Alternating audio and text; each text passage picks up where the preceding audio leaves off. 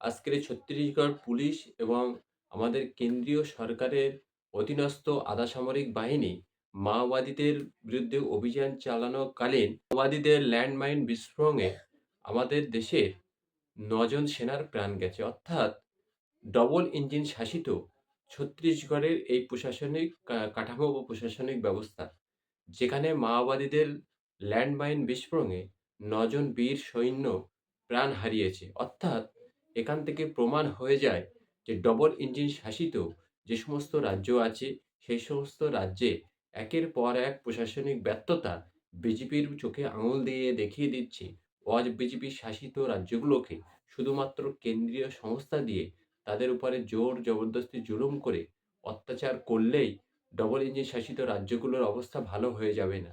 আগে double engine শাসিত রাজ্যগুলোর এরকম করুণ অবস্থা থেকে বের করে নিয়ে আসতে হবে।